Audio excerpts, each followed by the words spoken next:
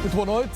A RTP recebe hoje, em direto, e como tem sido o hábito, os principais candidatos das forças políticas que concorrem às legislativas do dia 18 e que não tinham até agora lugar na Assembleia da República.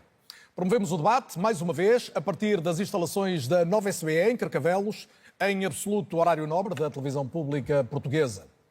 Há pouco mais de um ano havia 10 partidos ou coligações nestas circunstâncias. Hoje são 12, o que obrigará, e peço desde já a colaboração de todos os candidatos, a um esforço de concisão nas respostas e contenção nas interrupções. Passo a apresentar os 12 candidatos em estúdio, a partir do mais votado entre eles nas legislativas do ano passado. Assim, duas boas-vindas a Joana Amaral Dias, cabeça de lista por Lisboa do ADN, Alternativa Democrática Nacional. Márcia Henriques, presidente do RIR, Reagir, Incluir, Reciclar. Filipe Sousa, cabeça de lista pela Madeira do JPP, Juntos pelo Povo.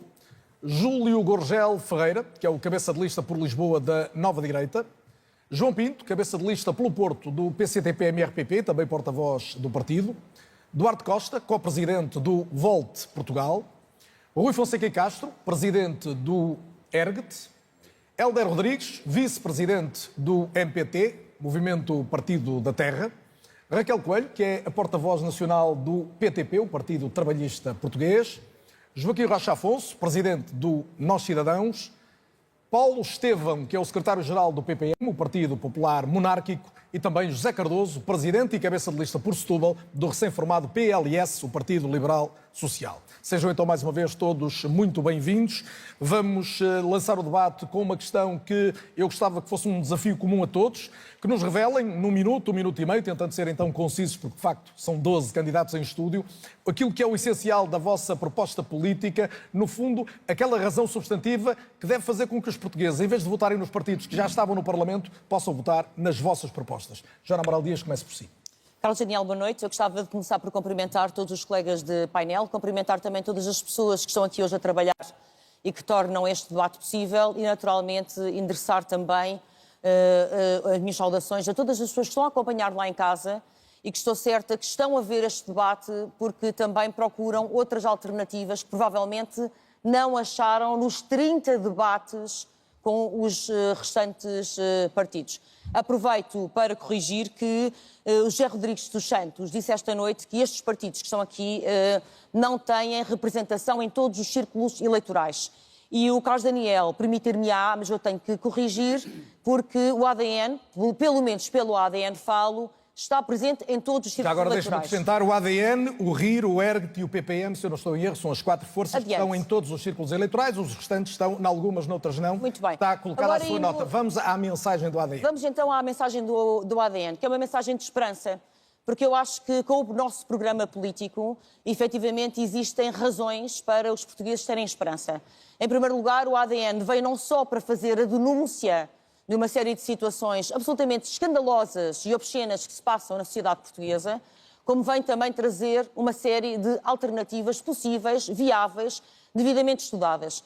Eu quero começar por denunciar o facto de a Assembleia da República se ter tornado num local do crime. Até porque eu recordo, Carlos Daniel, nós estamos aqui hoje porque duas vezes, em eleições sucessivas, no espaço de um ano, existiram casos de conflitos de interesses que lançaram o país ao charco. Primeiro com António Costa, conflitos de interesses, tráfico de influências, as coisas que ainda não estão esclarecidas, na verdade, mas primeiro com António Costa e depois com a Luís Montenegro.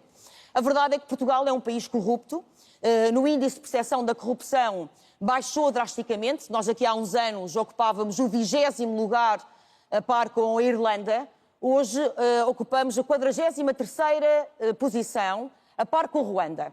E porquê é que isto é importante? Porque a corrupção começa no topo e vem por aí abaixo e espalha-se como uma gangrena, com metástases por todo o Estado. E no Parlamento, na Assembleia da República, existe um saco azul que é intitulado de despesas excepcionais, mas que na verdade prefazem 10% da despesa deste orçamento. Na verdade é o segundo maior ministério, só uma despesa maior que é para a saúde. Na verdade é uma despesa maior do que... São os 13 mil milhões de que a Joana Amaral Dias tem falado já ao longo do último ano. Não sou eu que falo, está no orçamento. Qualquer português pode consultar em casa e vai ver que esta despesa do saco azul só é maior a saúde, a educação e a justiça são menores. Muito bem, Joana.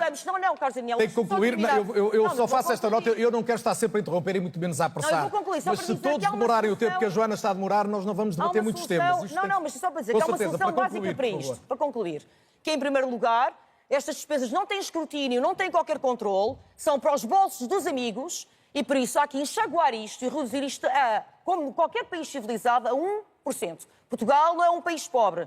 É um país que está a ser esmolhado por elites corruptas. É a vez da Márcia Henriques agora. Obrigado, Joana. Os portugueses são Márcia trabalhadores. Henriques, porquê é que os portugueses devem preferir dar uma oportunidade ao rir? Boa noite. Antes de mais, obrigada pelo convite.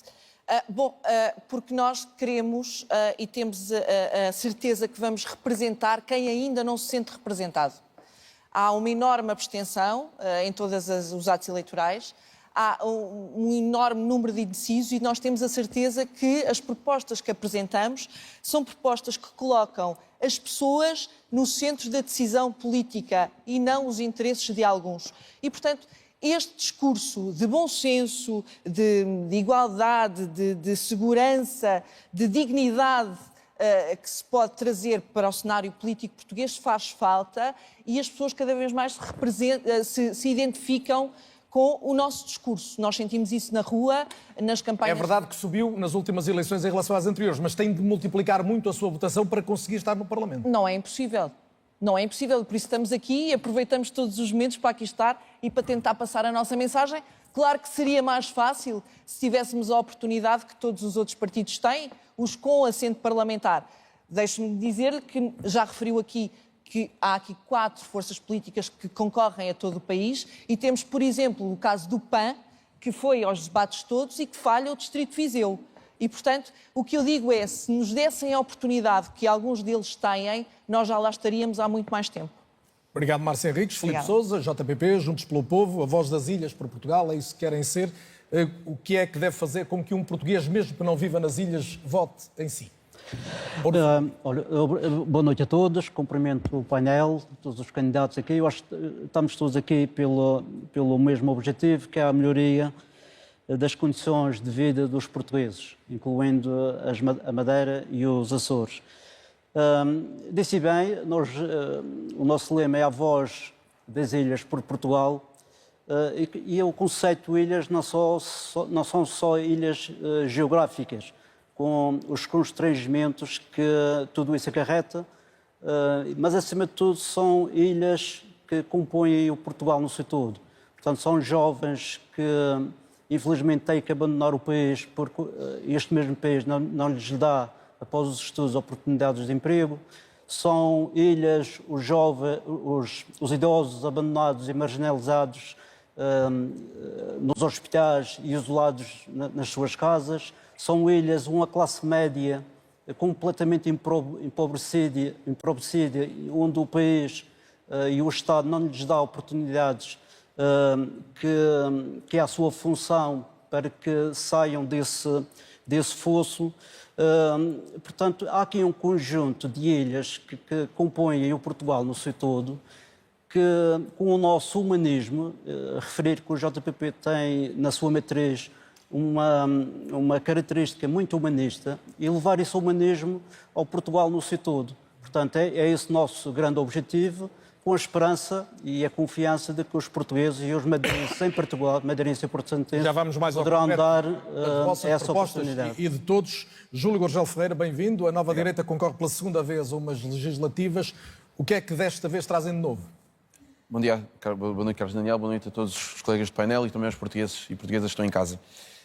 Nova Direita, nós fundamentamos principalmente na defesa da família como a base da sociedade. E neste momento a verdade é que a família está a ser completamente esmagada, as famílias portuguesas, com carga fiscal, com todos os problemas que nós temos neste momento a nível da habitação, a nível da saúde, e é impossível que as famílias continuem a crescer e a progredir se não houver uma ajuda do Estado e realmente uma gestão dos recursos do Estado para ajudar as famílias realmente a progredir. Então nós temos agora uma oportunidade de renovar a classe política portuguesa. Temos a oportunidade de, os portugueses em casa, com coragem, de mudar este paradigma. Porque durante estes 50 anos tem sido exatamente a mesma coisa. E nós ou temos a coragem de mudar agora para poder auxiliar as famílias no seu crescimento e no seu progresso, ou então vamos continuar exatamente nos próximos 50 anos como continuámos nos 50 anos anteriores. Então nós realmente defendemos que é preciso criar riqueza, o país precisa de criar riqueza para poder distribuir a riqueza. Não é esmagar a classe média para dar a outras classes que nós vamos conseguir resolver o problema destes problemas todos que nós temos em Portugal. É a dar critério e a dar condições às famílias portuguesas para que elas possam progredir. E de que famílias é que fala, Júlio? Porque o partido assume-se como conservador nos valores. É apenas a família tradicional? Família é família. Portanto, uma família é constituída com as pessoas que nós amamos e as pessoas que estão à nossa volta. Nós não falamos só de sangue, falamos de pessoas que estão à nossa volta. Nós falamos da família tradicional portuguesa também, obviamente, mas famílias são famílias. E nós queremos ajudar a melhorar as condições de vida das famílias, através de melhoria na habitação, com mais habitação. Isso inclui, por exemplo, casais homossexuais também, não exclui? São famílias e precisam também são famílias que também estão a ser esmagadas, fazem parte da classe média e que estão a sofrer também com esta carga fiscal e com os problemas todos que nós estamos a sofrer. Portanto, é necessário realmente auxiliar todas as famílias. Nós não vamos escolher só umas famílias e deixar outras de lado. Isso não acontece. Queremos governar, queremos fazer parte da Assembleia da República, mas para todos os portugueses, não é só para alguns. João Pinto, bem-vindo de volta também, esteve cá o ano passado. A mensagem do PCTP-MRPP tem que atualidade acrescida 1 ano e 2 meses depois? Bom, não há nenhuma novidade especial em relação às nossas propostas do passado.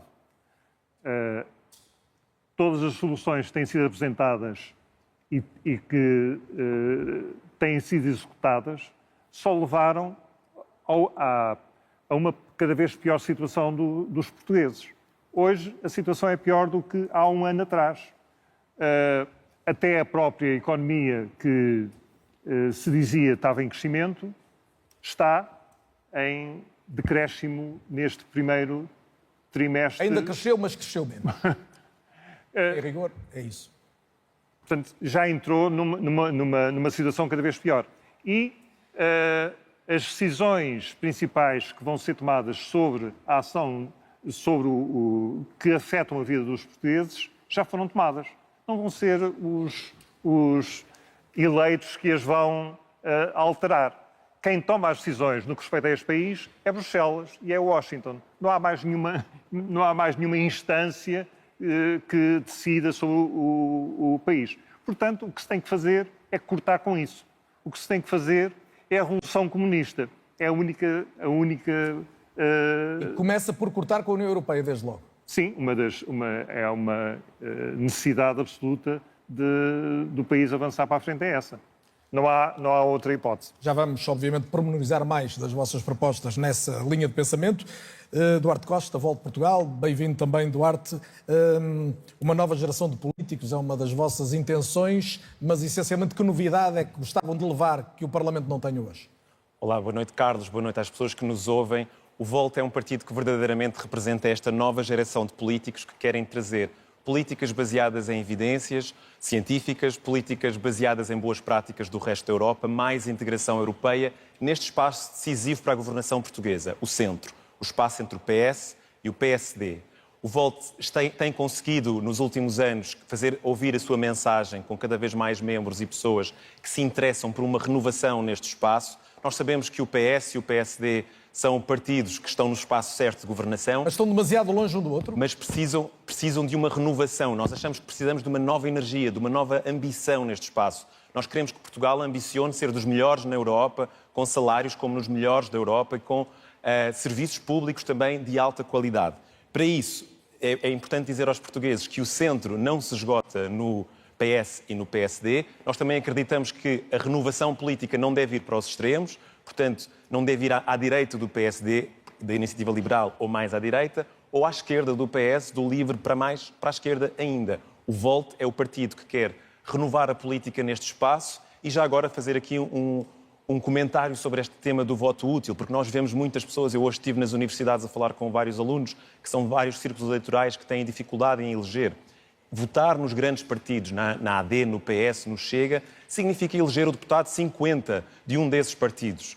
Votar no Volt significa trazer uma nova energia à política que permite a esses dois partidos ter melhores propostas para, eventualmente, governar o país, com políticas baseadas em evidências científicas e mais integração europeia. Aliás, há várias propostas que o Governo tem falado que quer implementar aqui, mas que os nossos 5 eurodeputados no Parlamento Europeu têm estado a trabalhar. Por exemplo, a Via Verde para a imigração, embora a proposta do Volt seja mais digital e mais independente dos serviços consulares que, na minha opinião, funcionam pior do que a AIMA, e uma série de outras mais-valias para garantirmos uma economia como as melhores da Europa, mas com serviços públicos também Já vamos, como os melhores obviamente, também mais ao quem pormenor vive das na União vossas Europeia. propostas. Rui Fonseca Castro, partido ERGT, o que é que considera que pode levar para o Parlamento que não exista hoje? Boa noite, Carlos Daniel, boa noite aos demais intervenientes e boa noite ao público que nos está a ouvir. Portugal tem muitos problemas, mas existe atualmente um problema absolutamente existencial. Os portugueses estão a ser escorraçados da sua terra. Nós estamos a ser escorraçados na nossa terra, das nossas ruas, dos nossos bairros, das nossas cidades, do nosso país. Em 51 anos de democracia, eu fui o primeiro líder partidário a ser detido por estar a realizar, por estar a exercer uma liberdade constitucionalmente garantida, que é a liberdade de ação política ou partidária.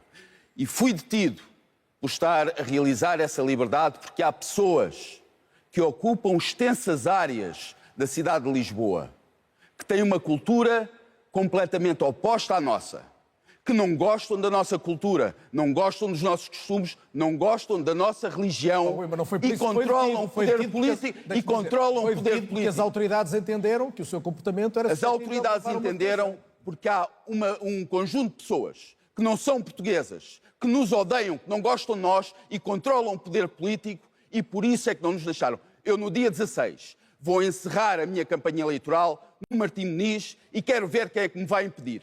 E convido todos os partidos que não tenham um discurso anti-Portugal, antinacional, a estarem presentes no Martim Moniz, porque Lisboa ainda é nossa e Lisboa comigo vai tornar a ser alfacinha. Segundo as leis do país atualmente, há autorização ou não para determinadas manifestações. Está agora a fazer um apelo. Está enganado. Existe uma lei eleitoral, existe uma lei, existe uma Constituição e o Presidente da Câmara Municipal de Lisboa não tem esse poder, muito menos a Polícia de Segurança Pública. Muito bem, ficou colocado o seu ponto, mas a verdade é que a informação pública é a de que não estava autorizada aquela manifestação, mas já fez, obviamente, já colocou a sua nota. Eu gostava de ouvir agora o Hélder Rodrigues, Movimento Partido da Terra. Hélder, muito bem-vindo. O que é que o MPT, que desta vez se candidata sozinho, tem para justificar uma eleição? Muito boa noite a todos, muito boa noite, Carlos Daniel. O MPT é um partido fundador da democracia, um partido histórico, um partido que defende o humanismo secular e o ambientalismo, um partido do centro político, um centro que está cada vez mais abandonado de partidos políticos e, portanto, nós mantemos-nos fiéis à mensagem do fundador, das políticas do nosso fundador, atualizadas, modernizadas, mas fomos o primeiro partido político a falar em Portugal de desenvolvimento sustentável e de ambientalismo e continuamos a acreditar que esse desenvolvimento sustentável é a utilização mais inteligente dos recursos, poderá conduzir a um Portugal com uma melhor qualidade de vida para todos os portugueses. É essa a nossa mensagem desde a nossa fundação e que permanece até hoje atual e cada vez mais atual. O MPT só se candidata na Madeira e nos Açores. Em termos nacionais, qual é o vosso posicionamento? O nosso posicionamento todo nacional. Nacionais, a Madeira e os Açores integram o todo nacional, como é evidente também. Certo. O nosso posicionamento continental, a Europa e fora da Europa, candidatamos-nos num acordo, juntamente, apoiamos a AD, num acordo que foi feito entre a AD e o MPT, porque acreditamos efetivamente que a AD acolheu as nossas ideias, poderá pôr em prática várias das nossas ideias e é efetivamente a família política que acreditamos estar em melhores condições para governar e para desenvolver. Não foi proposta nenhuma coligação de facto? Não foi proposta, não há uma coligação de facto, há um acordo entre as forças partidárias, a AD e o MPT. Muito bem. O PTP, o Partido Trabalhista Português, aqui representado pela porta-voz Raquel Coelho, que é também presidente do PTP Madeira, e só concorre precisamente na região autónoma da Madeira. Raquel, o que é que alguém que essencialmente está focada no eleitorado da Madeira pode fazer no Parlamento Nacional? Bom, olha, boa noite, cumprimentar os telespectadores e o painel, agradecer naturalmente o convite e dizer que o objetivo do Partido Trabalhista Português é essencialmente esclarecer os portugueses, esclarecer os eleitores para que eles possam tomar uma decisão mais consciente e mais acertada. Porque faz falta nós realmente fazermos uma reflexão sobre o estado do país desde o 25 de Abril para cá. E se nós formos olhar estes últimos 51 anos de democracia, que foram liderados pelo Partido Socialista e pelo PSD, e que estamos a ser confrontados com eleições sucessivas, porque os representantes desses partidos, infelizmente, estão a ser acusados de crimes no exercício das suas funções, e eu acho que os portugueses têm que refletir que o mínimo que nós podemos exigir aos nossos representantes é que estejam acima de qualquer suspeita. Portanto, e isso leva-nos à degradação completa do sistema político e da democracia. As pessoas já não acreditam em nada, as pessoas já não acreditam nos políticos, as pessoas de bem que têm a sua profissão, que têm a sua vida relativamente organizada, até se forem convidadas para a política, nem querem fazer parte da política, porque consideram que isso é de facto fazer parte de um grande lamaçal, porque a política está conotada às pessoas que querem servir e não àqueles que querem servir realmente. Qual é o objetivo da Raquel concretamente do PTP nesta eleição? O que nós queremos fazer é uma crítica ao sistema político português e também uma crítica essencialmente um partido de protesto? Ao sistema judicial. Nós não podemos ter investigações judiciais que levam a eleições e estas investigações judiciais não darem absolutamente nada. Quer dizer, não pode o Ministério Público entrar no gabinete do Primeiro-Ministro e descobrir lá 75 mil euros no gabinete do Sr. Scari e do Sr. Portanto, do chefe de gabinete do Sr. Primeiro-Ministro, e isto não haver mais nenhum desenvolvimento desde aí para cá. Quer dizer, eu não quero acreditar que as forças judiciais portuguesas e que o Ministério Público que entre e que comece estas investigações, por cá dá aquela palha. Já vamos voltar à questão da justiça. Há questões gravíssimas no nosso país que foram, infelizmente, também encobertadas pelo sistema judicial. Há muitas forças tenebrosas que, de facto, estão a impedir, de facto, estas investigações. E nós não podemos, e os portugueses não podem aceitar que haja investigações aos gabinetes dos primeiros-ministros, que haja eleições. As investigações existem. As investigações estão a decorrer. Mesmo em relação a esses casos, estão a decorrer investigações. Essa morosidade não se compadece da emergência, de facto. Muito bem, isso é outra questão. A morosidade é outra questão, mas investigação. Para que também possam tomar uma decisão mais acertada nas eleições. Joaquim Rocha Afonso, nós cidadãos, bem-vindo. É a terceira vez em 4 anos que o Joaquim está aqui num debate como este. Eu gostava de lhe perguntar, na última eleição desceu em relação a 2022. O que é que o faz crer que pode subir ao ponto de ser uma voz no Parlamento? Olá, boa noite a todos, boa noite aos portugueses. Infelizmente estamos novamente nisto porque eu, antes de mais, quero congratular-me por neste debate estar a haver muito mais elevação na discussão das ideias e dos destinos do país do que no dos chamados grandes, porque ainda ninguém falou nem de Spinum vivas, nem de Spinum mortas, nem de Porsche, nem de Maseratis, que os portugueses, desculpe, não querem saber disso para nada.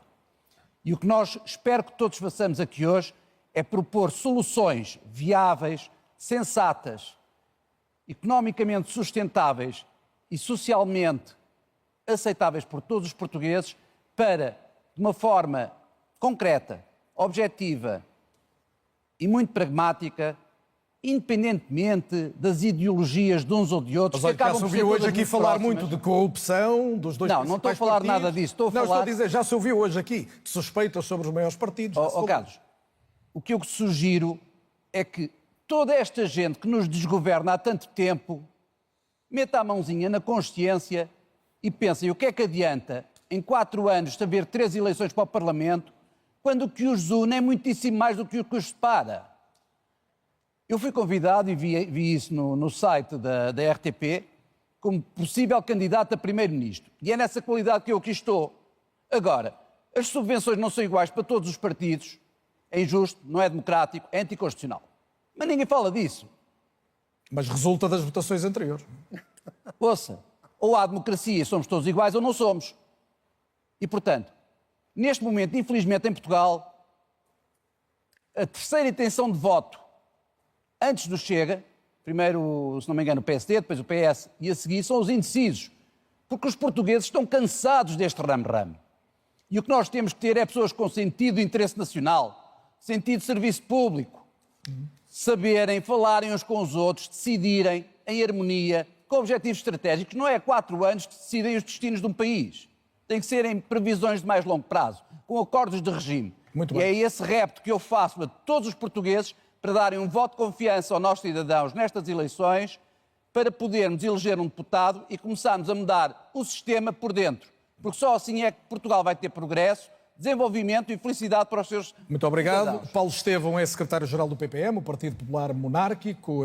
O Partido Popular Monárquico, como se sabe, nestas eleições concorre sozinho, porque ficou fora da coligação AD, que agora tem designação AD, coligação PSD-CDS, ainda que no caso do Paulo seja também membro atual do Governo dos Açores. Mas eu queria para já era perceber qual é a ideia que o PPM traz para justificar uma entrada sozinho no Parlamento Europeu, no Parlamento Português. Muito bem, Carlos. Quero começar por cumprimentar todos os candidatos que aqui estão e também os senhores telespectadores e dizer-lhe o seguinte: eu detesto ser desagradável na minha vida, mas vou ter que ser desagradável, não consigo, mas com o sistema. Eu fui deputado ao longo de 17 anos no Parlamento dos Açores, sou membro do Governo dos Açores, há muito tempo que não tinha atividade política aqui no território continental do país, mas o que encontrei aqui é absolutamente escandaloso, porque nós nos Açores temos um círculo de compensação, todos os votos contam, todos os votos, quem vota nos diferentes círculos, depois é reaproveitado para ser contabilizado. Atualmente, como se sabe, quase 1/4 dos votos dos portugueses são desperdiçados. Esses portugueses que tiveram esse sentido de voto não estão representados no Parlamento. O PPM, e penso que restantes forças políticas, teve até o momento, na pré-campanha e durante a campanha, 37 segundos.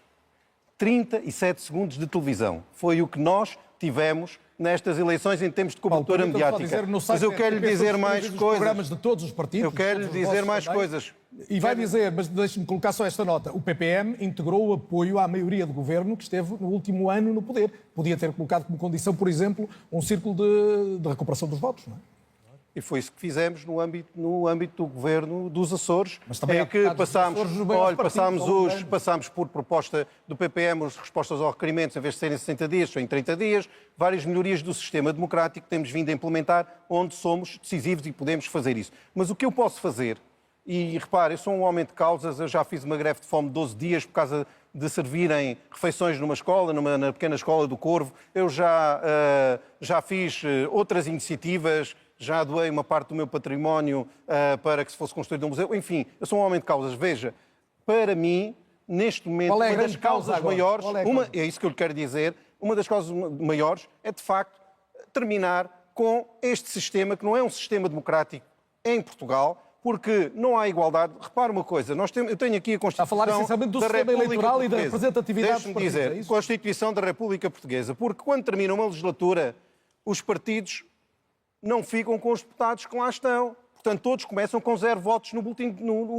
naquele que é o sufrágio que vai ser feito. E, veja bem, o que diz no artigo 113, diz o seguinte, Paulo, por favor. Diz o seguinte: as campanhas eleitorais regem-se pelos seguintes princípios: igualdade de oportunidades e de tratamento das diversas candidaturas.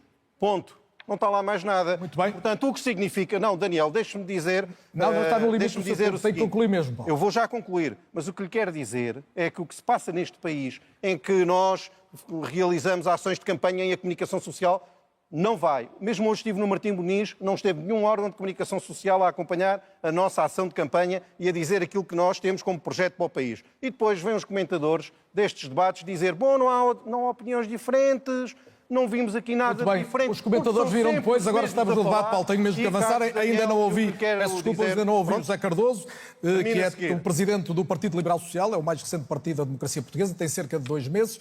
José Cardoso, que mensagem é que traz? O José Cardoso, que foi militante da Iniciativa Liberal e chegou até a concorrer à liderança do partido. Certo. Boa noite a todos e boa noite lá para casa. Somos efetivamente um novo partido, nasceu há 55 dias, foi reconhecido pelo Tribunal Constitucional no mesmo dia em que o Governo. Acreditamos que seja um sinal. É um partido liberal-social, ecologista, seguindo uma linha de partidos liberais sociais europeus. É um partido pragmático, com vontade de apresentar soluções e de governo. Não seremos um partido de protesto, mais focado em encontrar soluções, encontrar estratégias e propô-las à sociedade portuguesa, acreditando que dessa forma vamos escolher o apoio de uma quantidade significativa de eleitores. É um partido que, em 55 dias, preparou-se para estas eleições, mas tinha um ano de trabalho prévio, não visível, não público, de preparação daquilo que nós acreditamos ser a necessidade de encontrar um partido liberal social em Portugal.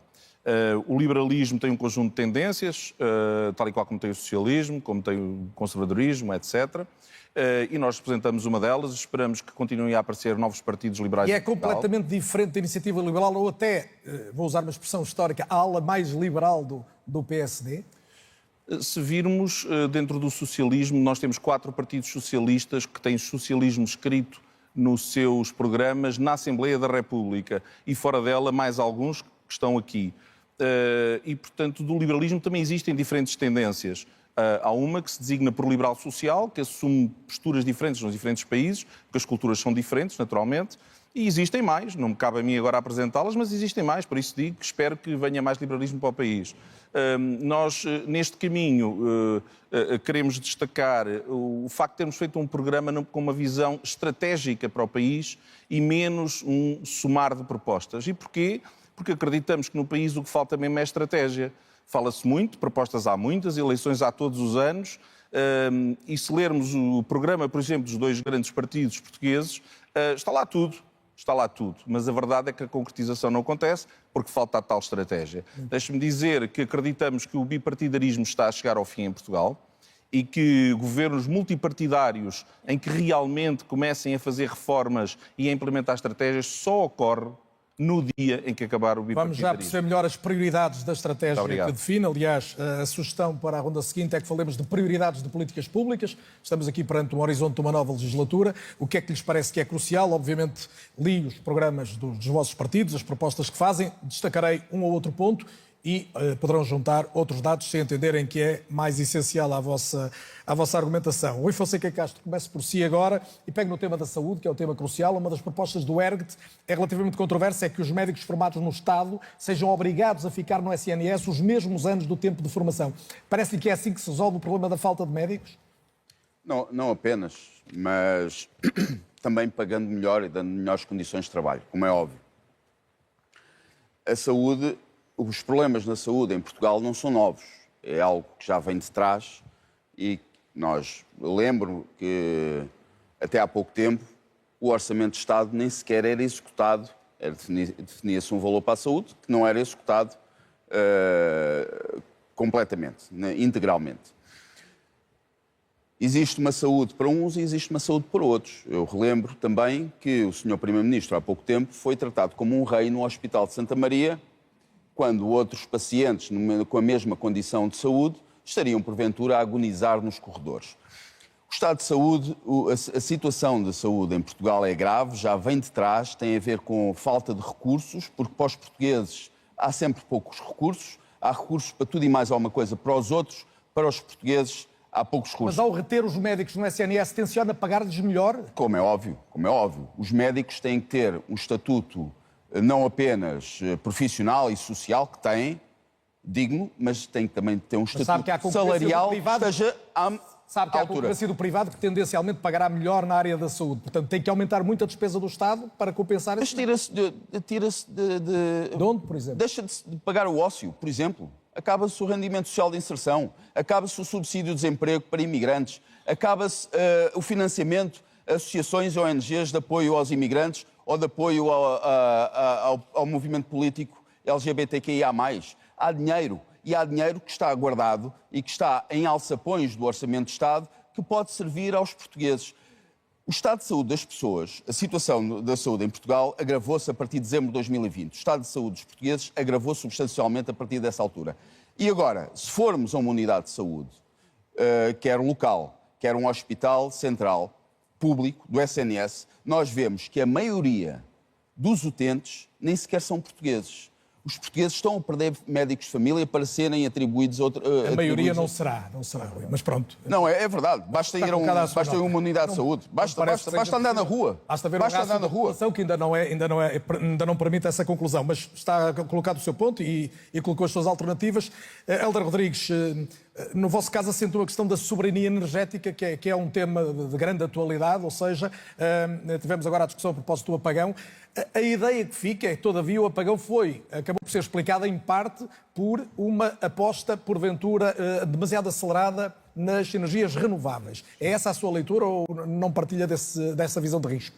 Não é uma aposta demasiado acelerada nas energias renováveis. É uma aposta inconsequente nas energias renováveis. São coisas diferentes, ok?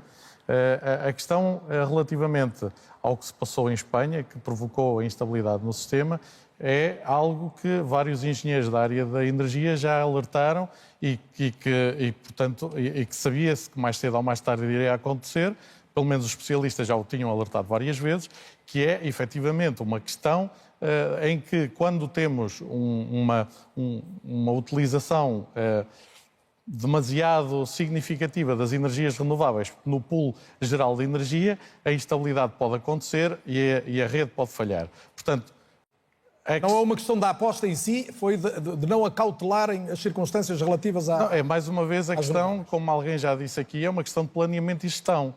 Okay?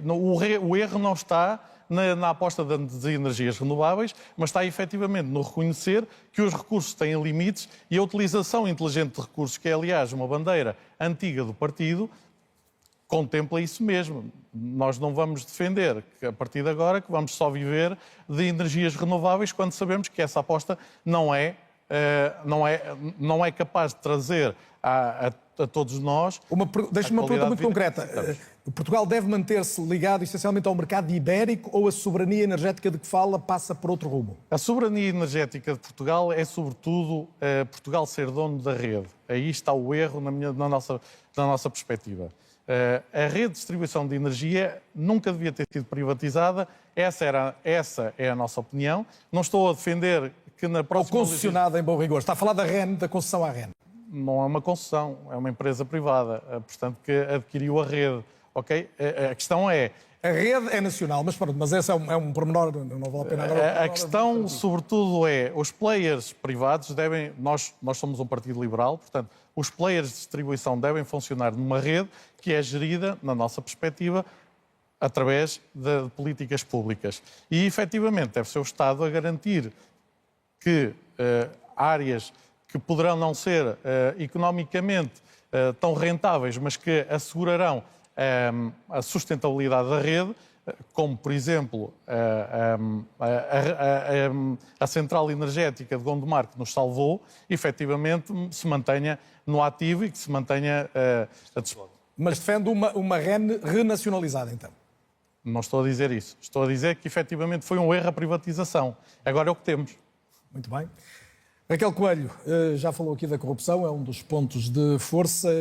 Sugere unidades especializadas no combate à corrupção, com mais peritos fiscais e digitais, e quer também uma rotatividade dos juízes por comarcas para evitar situações de proximidade pessoal com as populações onde trabalham. Isto significa que um juiz tem que passar a vida inteira a mudar de terra? É isto? Bom, o que nós queremos evitar é aquilo que se passou e se passa na região autónoma da Madeira, onde as forças democráticas foram perseguidas com a ajuda do Poder Judicial. Eu gostaria de explicar aos portugueses que nós tínhamos um jornal satírico na Madeira, que era o jornal O Garajal, que era um género de Charlie Hebdo, que fazia sátira e humor com a política. E foi um jornal que foi perseguido pelo regime do Dr. Alberto João Jardim. Na altura, todos nós sabemos no nosso país o déficit democrático que a Madeira enfrenta. A Madeira é uma região atípica do ponto de vista político e democrático no nosso país. Mas tem eleições livres. Tem eleições Os livres, mas madeirenses essas eleições são claramente enviesadas. Há graves problemas democráticos na Madeira. O PSD tornou-se um grande polvo, um grande tentáculo com a ajuda do poder económico e que também já controla o poder judicial. E todas as forças democráticas que tentam denunciar de facto a corrupção, os jornalistas do jornal Garajal, foram perseguidos por via judicial. E vê esse problema como um problema nacional? E esses mesmos... Só existe... Não existe, não. Isto é um problema da nossa cultura latina, quer dizer, isto não é um problema, isto não é uma exceção. Portugal tem sido sistematicamente condenado no Tribunal Europeu dos Direitos do Homem por violar a liberdade de expressão, por violar a liberdade de imprensa. Hoje, fazer e ter massa crítica no nosso país, corremos sérios riscos porque o crime da difamação serve para tudo, quer dizer, e portanto, as pessoas que de facto têm intervenção política pública e que defendem e que defrontam, de facto, poderes hegemónicos e com muito poder económico, estão numa situação muito frágil perante esses poderes que de facto têm bons advogados, que têm muito dinheiro para colocar processos em tribunal. Nós éramos um jornal com 500 exemplares e já tínhamos processos e indenizações para pagar aos políticos madeirenses, que também depois usavam o dinheiro da região, o dinheiro dos impostos dos madeirenses para colocar processos, portanto, aos jornalistas do jornal. Claro, isto para dizer que isso era feito com a ajuda também do próprio sistema judicial na Madeira. E não havia rotatividade e os juízes estavam, de certa forma, influenciados pelo poder político e pelo poder económico. Daí é que é preciso. E a necessidade de haver rotatividade dos juízes para que as decisões não sejam enviesadas. E eu agora tenho necessidade de fazer uma pausa neste debate, é um intervalo obrigatório, mas a segunda parte será maior, com mais tempo para conversarmos, portanto é mesmo até já.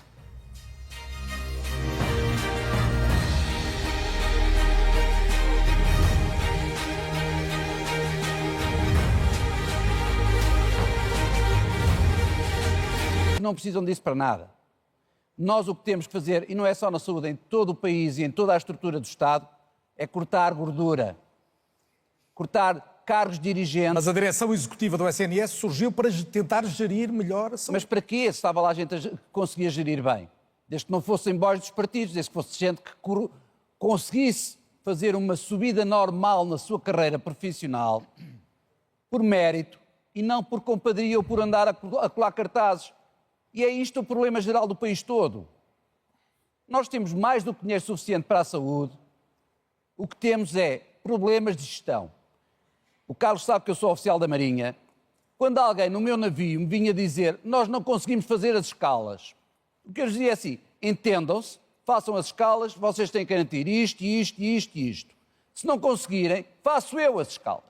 E eles nunca quiseram que fosse eu a fazer as escalas. Mas está-me a colocar uma questão que é, há falta de voz de comando ou há falta de autonomia? É que há as duas leituras em relação ao SNS. Ouça, há falta de tudo. Há falta de coragem para assumir posições impopulares, há falta de capacidade de gestão para gerir qualquer coisa que é muito simples para quem tem experiência em gestão, e a experiência vai-se adquirindo desde o patamar inferior até os patamares mais altos de hierarquia de qualquer estrutura organizacional.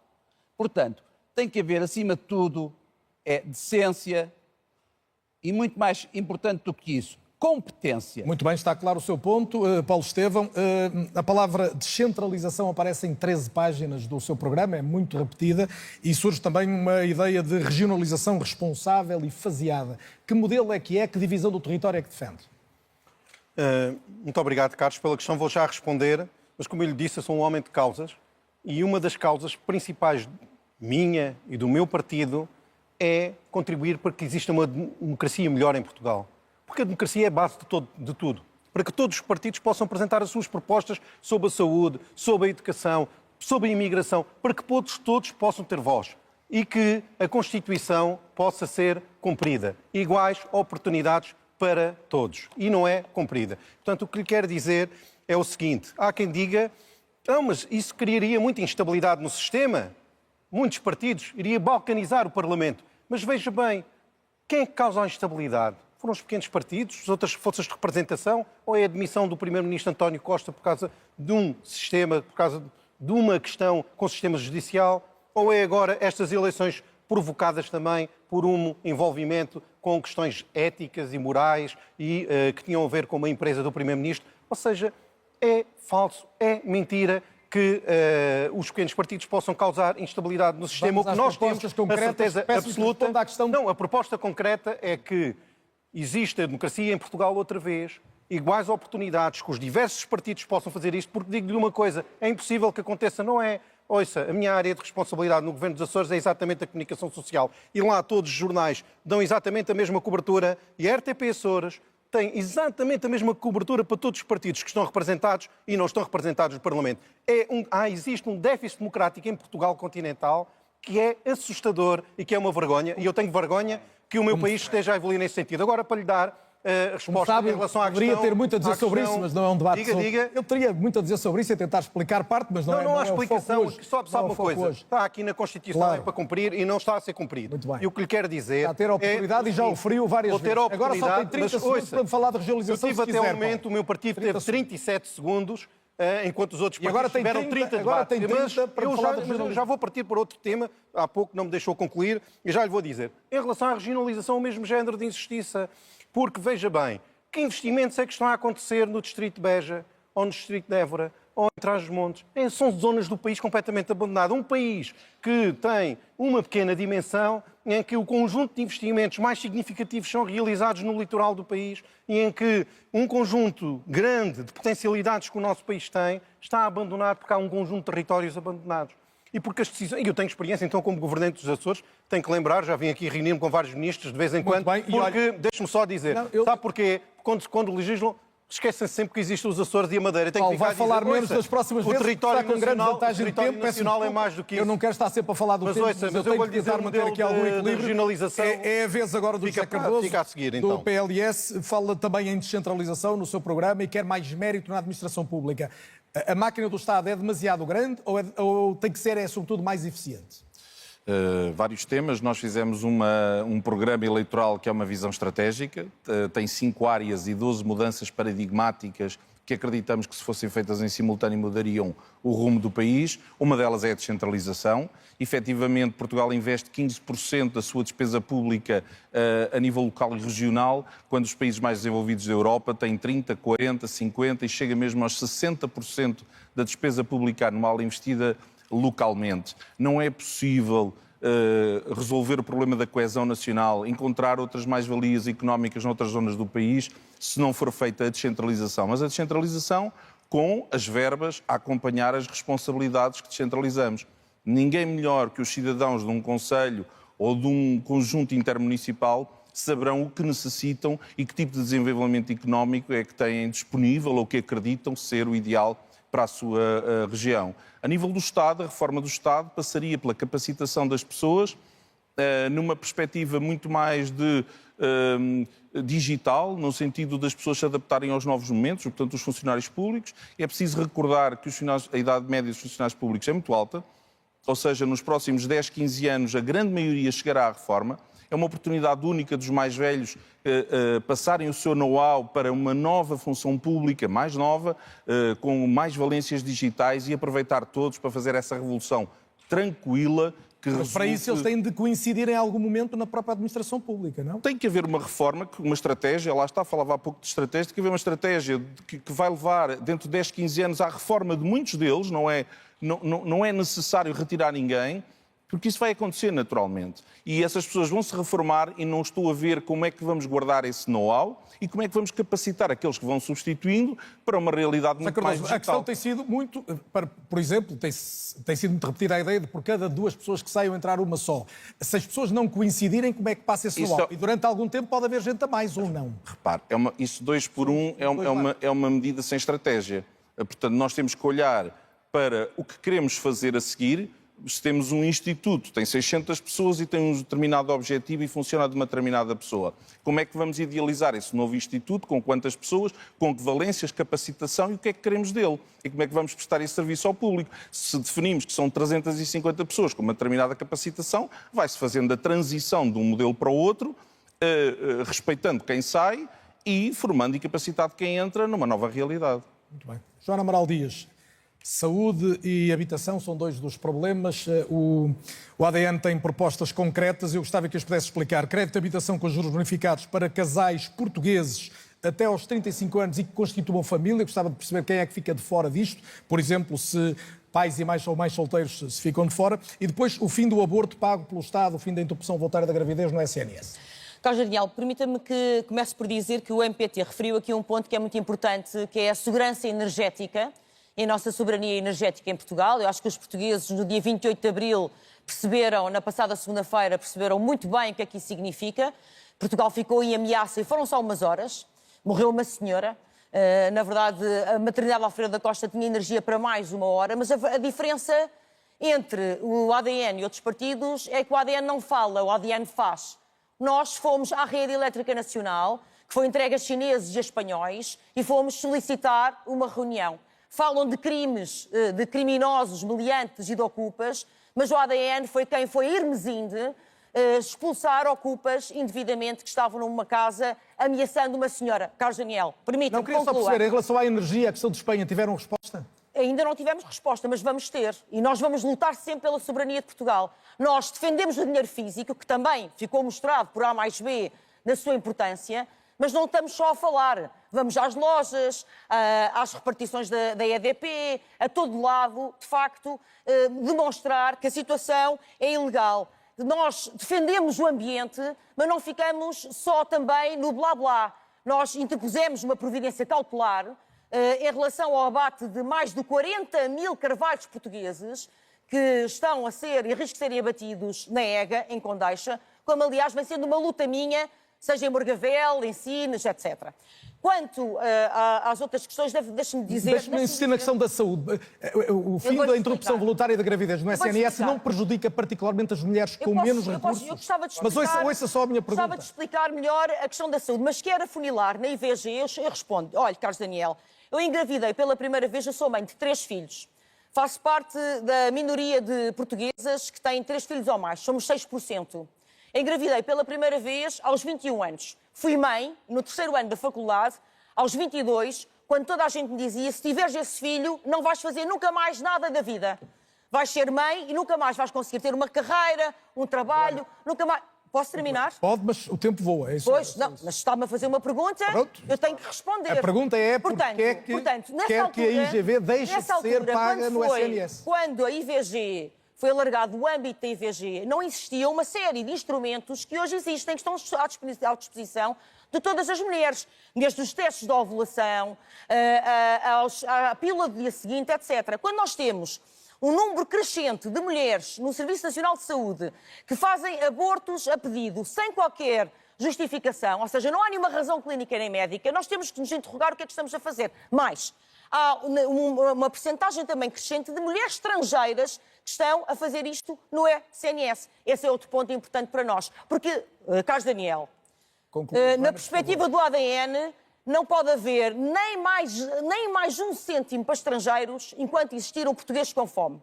Nem mais €1 para cidadãos imigrantes enquanto existirem idosos a passar frio e fome em Portugal, enquanto existirem milhares de crianças carentes, etc. E os portugueses no estrangeiro, Joana? Portanto, muitos imigrantes os portugueses devem ser tratados igual no estrangeiro? Eu vou-lhe responder. Nada para os portugueses enquanto houver um nacional que precise? Neste momento, temos mais de 2 milhões, ou cerca de 2 milhões de imigrantes em Portugal, que muitos entraram com cadastro, com registro criminal, sem contrato de trabalho, coisas que nós consideramos absolutamente inaceitáveis. Muito bem, ficou claro, Portugal, Joana. Eu concluo, Carlos Daniel. Portugal aos portugueses e sempre os portugueses primeiro. Mas também há muitos portugueses lá fora, como eu lembrei, a Joana não me respondeu isso, mas agora tenho que ouvir a Márcia Henriques. Márcia Henriques, o RIR propõe o alargamento dos horários de prolongamento escolar. Toco aqui na questão da educação, que também é uma questão decisiva e ainda não falámos dela hoje. Está no vosso programa. Eu pergunto, isto pode ser mais cómodo para os pais, que podem ter os filhos mais tempo ocupados, mas há muita gente que diz que os miúdos deviam era passar menos tempo na escola e não tanto tempo na escola. Sim, é verdade. O que me diz é verdade. Mas o facto é que nós temos portugueses de primeira e portugueses de segunda. Temos portugueses que trabalham 40 horas semanais e que não conseguem ir buscar os filhos à escola e precisam desse prolongamento. Temos portugueses que trabalham 35 horas semanais e que conseguem sair do trabalho e buscar os filhos à escola. Portanto, o prolongamento é uma coisa necessária, Porque as crianças vão para onde? Vamos encarecer ainda mais a despesa do agregado familiar a pagar um ATL? Não pode ser. Portanto, enquanto o país não fizer a transição para igualar a carga horária laboral de todos os portugueses, esse alargamento tem que ser feito. Mas aumenta a carga horária dos profissionais da educação, né? Vocês também querem, por exemplo, limitar às 35 horas profissionais da educação, não. Porque não são os professores que ficam com as crianças depois de... Alguém tem que ficar. Com certeza, alguém tem que ficar, mas o Estado faz turnos com os funcionários, não é? Não vão trabalhar 10 e 12 horas seguidas. Turnos existem. Aliás, à semelhança do que também existe na saúde, é falta, efetivamente, de gestão, porque vamos imaginar, nesta falta de médicos e do encerramento das urgências, nós tivéssemos uma empresa que tivesse a necessidade de trabalhar 24 horas por dia e 7 dias por semana, nós tínhamos que saber escalar os funcionários. Portanto, há falta de gestão, sim, porque não podem dar folgas e férias aos médicos ao mesmo tempo, em todo o lado. Portanto, há falta de gestão. Mas também há a falta de eficácia na gestão. Porque nós, e ainda na saúde, falando na saúde, o Estado gasta anualmente quase 200 milhões de euros em médicos tarefeiros. Porquê que o Estado não contrata os médicos recém-formados que saem das faculdades, que servem para ir trabalhar para o privado? Porquê que não são contratados para ir para as unidades locais de saúde, alargar o atendimento nos serviços básicos, e isso retira gente das urgências hospitalares? Portanto, é tudo, de facto, uma falta de gestão e de eficácia. Isso existe. Portanto, passa muito por aí. Um olhar no futuro de Portugal e, de facto, aplicar medidas que sejam benéficas a todos e não aos negócios de alguns. Falar em negócios, Filipe Sousa, o JPP defende que, pegando no exemplo do Centro Internacional de Negócios da Madeira, se possam eliminar suspeitas, mas também permitir a extensão da atividade do Centro de Negócios para setores como tecnológicas, turismo, construção civil. A minha pergunta é, defende isto só para a Madeira ou devia haver este modelo também replicado em alguma outra zona do país? Não, é assim, eu acho que o modelo dos Centros Internacionais de Negócios já está feito. Basta olharmos para as diferentes praças europeias, desde Malta, Chipre, os Países Baixos, onde nessas praças europeias há ali uma verdadeira fonte da economia desses países. Portanto, é aquilo que nós defendemos, no caso da região autónoma da Madeira. E tem havido ao longo destes anos... Em Portugal só há na Madeira. Não é? Exatamente. E porquê? Porque a Madeira, portanto, sofre de diversos constrangimentos, onde o Estado, muitas das vezes, não reconhece, nem percebe quais são os constrangimentos de nós sermos ilhéus. Por isso, uma das nossas propostas, quais que é extremamente importante e pioneira, se formos e se merecermos a confiança da população da Madeira, do Porto Santo e do país no seu todo, será a constituição de uma estrutura de missão para que o Estado, de uma vez por todas, consiga perceber o que é que custa sermos insulares, Madeira e Açores, o que é que custa a educação dos nossos filhos para um cidadão insular. Mas isso é só para o diagnóstico ou já tem uma terapêutica, tem uma ideia de como é que se resolve? Repare, o financiamento das autonomias regionais por parte do Estado, em todos os partidos ao longo destes anos de democracia, e já lá vão 50, as regiões autónomas sofrem muito de todos os problemas, e eles são sistematicamente aflorados pelos partidos que até hoje tiveram representação na República, nomeadamente o PS, o PSD, o CDS, o próprio Bloco de Esquerda na altura. E porquê? Porque esses partidos têm comandos centralizados no país e que cedem às pressões e à tal desconfiança relativamente às regiões insulares. E com o JPP, inicialmente fez referência, nós somos um partido nacional onde tem o berço na região autónoma da Madeira. E é preciso fazer sentir ao Estado, aos governos, quais são os constrangimentos e as dificuldades e o peso da carga fiscal sobre o custo de vida dos cidadãos insulares. Por isso, o Centro Internacional de Negócios da Madeira, se for reconhecido pelo Estado e equipará-lo a outras praças europeias, teremos ali uma fonte de receita extremamente importante para fazer face a todos esses Mas custos. não imagina replicado noutra região, por exemplo, nos Açores? Pergunto. Eu sei, até poderá. Eu não conheço a realidade económica e financeira dos Açores, muito sinceramente. Portanto, Vou dar apenas o exemplo que é a outra região. Claro, claro.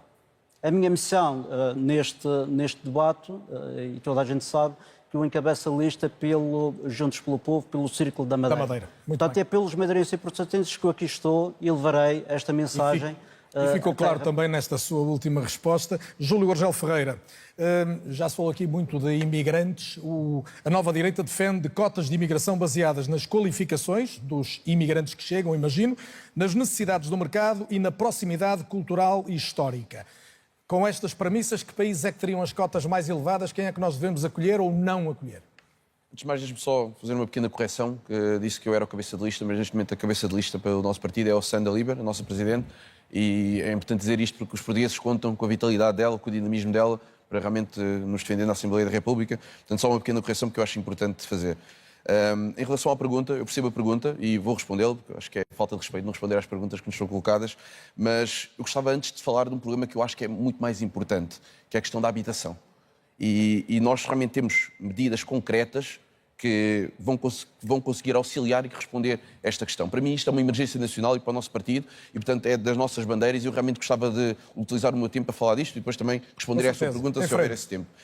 Nós acreditamos que, neste momento, nós não podemos mascarar o problema que nós temos. E não é através de medidas de redução do IVA para as empresas de construtor que nós vamos resolver o problema. Nós precisamos construir mais. E como é que se constrói mais e uma velocidade mais rápida para fazer face a estes problemas dos portugueses? Nós temos soluções através da construção modular, que é muito mais rápida. Já foi feita na Madeira e também aqui no continente e que permite que nós consigamos criar casas e, portanto, com menos pessoas até a trabalhar de uma maneira muito mais frequente e mais rápida e não tem um custo tão elevado para o Estado. E estas casas depois seriam vendidas aos portugueses que trabalham, neste caso, a preço de custo. Portanto, a preços que não existem hoje no mercado. Eu posso lhe dar um exemplo. Portanto, estamos sempre a falar de construção pública, mas seguindo essa metodologia. O Estado promove a construção, não é o Estado que constrói, porque o Estado não tem nenhuma empresa de construção. Não, mas pergunto, sim, essas empresas lucrarão com isso, mas a minha ideia é quem é que paga a fatura? Através de dívida pública transitória.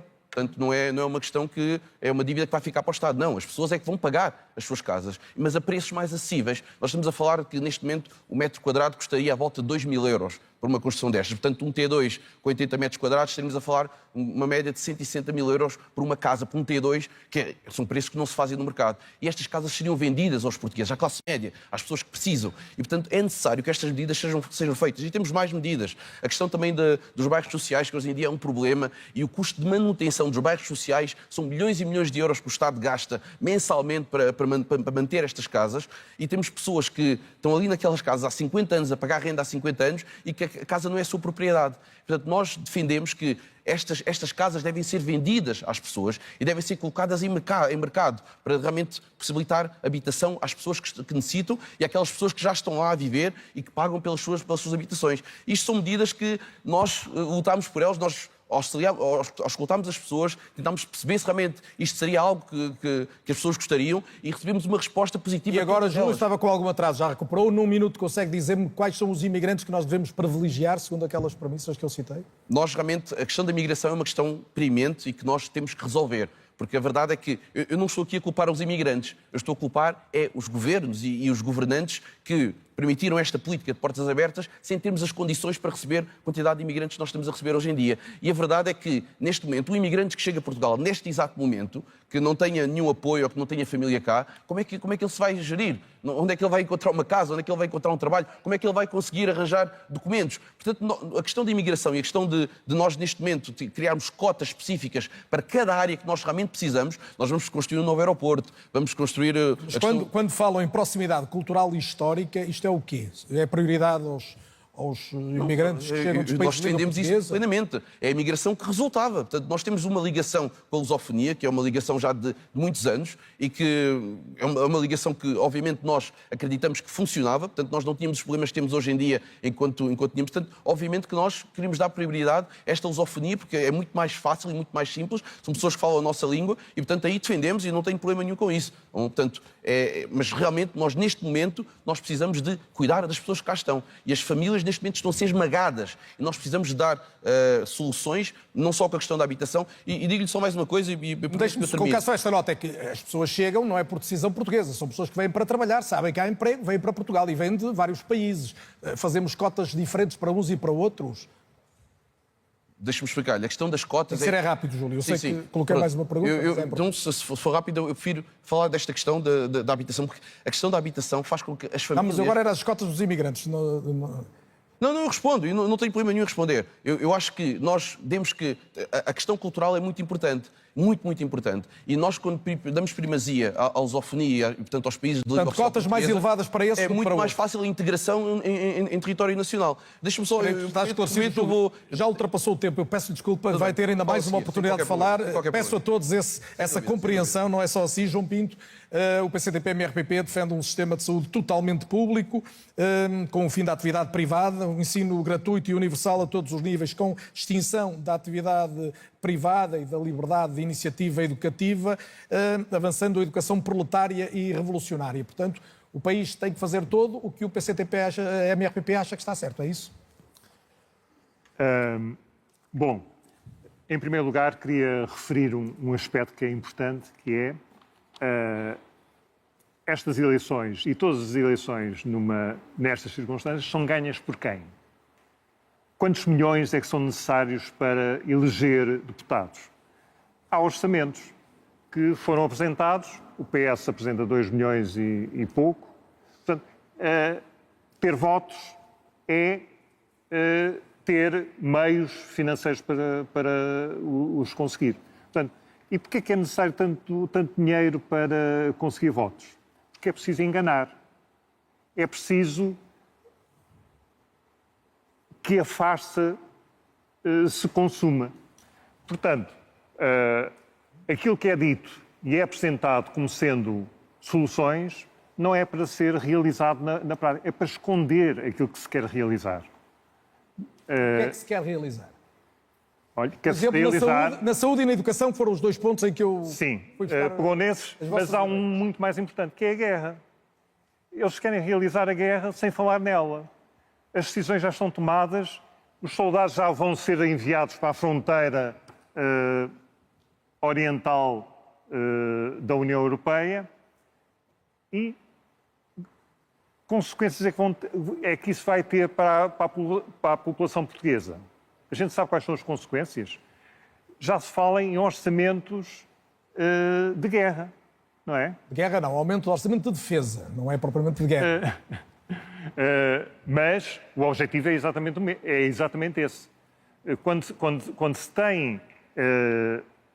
se destina uma parte importante do orçamento para a chamada defesa, não é para não utilizar as armas, é para as utilizar. E esse é um problema que vai cair sobre nós. Claro vai que cair as pessoas em casa estarão a pensar, deixa-me só dizer isto. Sobre a educação, sobre a habitação, sobre a saúde. São esses os setores que vão pagar esse envolvimento português na guerra. Mas não é isso que tem acontecido. Portugal até agora não tem estado na guerra e tem gasto dinheiro com a saúde, com a educação. O senhor está convencido que tornar tudo público, ser tudo do Estado, fará com que os portugueses tenham melhor saúde e melhor educação? Eu penso que sim. Não haver concorrência, não haver alternativa? Vamos lá ver. A competição não resolve os problemas. A competição existente na sociedade, pelo contrário, agrava os problemas. Haver vários componentes que concorram para uma determinada questão, para resolver um dado problema, no geral, não o resolve. Agrava, muitas vezes, o problema em vez de o resolver. As disputas, em vez de trazerem soluções, trazem dissensões. A solução para gastar o dinheiro que seria preciso nisso vai-se buscar onde? A nacionalização de tudo o que é setores de produção, estratégicos, é isso, é a ideia do PCP. Evidentemente que toda a economia planificada. O planeamento da economia é uma condição para o desenvolvimento, não é o contrário. E tem-se visto até, de uma forma evidente, com quando há planificação, quando um país planifica o seu desenvolvimento, ele acontece. Quando é que isso aconteceu e correu bem? Por exemplo, João. Onde é que correu bem? Não, correu bem durante um certo tempo, não é? Quando se abriu, durante um certo tempo, não estava a correr assim tão bem. E depois... Mas ainda vamos voltar a este tema, até porque a questão internacional, eu gostava de ter um minuto, não vou permitir réplicas, eu peço imensa desculpa, Paulo, não posso permitir réplicas. Tem a ver com as suas perguntas. Sei, eu queria fazer uma pergunta. Pode ter a ver, mas eu tenho uma ordem para seguir. Eu queria lhe perguntar o que é que vai acontecer se aumentar as despesas com a defesa de 1,4% para 2%. Onde é que acha que o Estado vai buscar? O meu amigo terá a oportunidade de colocar as interrogações retóricas e até responder a elas. Agora eu tenho que interrogar o Duarte Costa, que ainda não falou nesta ronda, do Volta de Portugal. Duarte, tem várias propostas sobre a saúde, a assentar em particular na questão dos cuidados de saúde primários. A minha pergunta é se o país tem profissionais e dinheiro que chegue para fazer o que o Volte considera importante. Sem dúvida, a saúde é um dos problemas que mais preocupa os portugueses. E nós temos aqui um problema que se agrava há décadas, ou seja, os últimos governos, apesar de gastarem mais dinheiro em saúde, nós hoje gastamos a cerca de 16 mil milhões de euros com o SNS, comparativamente com 3,5 mil milhões em 2015. Portanto, multiplicamos praticamente por 5, mas os portugueses sentem que o SNS não funciona necessariamente melhor. E isto é um legado de políticas que não têm a ambição de transformar o SNS num sistema verdadeiramente eficiente. A palavra de ordem para a solução para o SNS, para além de eficiência, é acesso.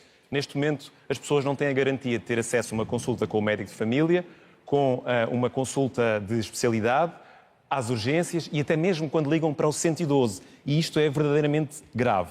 Como é que nós podemos ter um SNS mais eficiente? Ou seja, um SNS que atende mais pessoas com menos custos. Isto é uma necessidade num país que envelhece e que tem uma população que cada vez vai precisar mais de cuidados de saúde.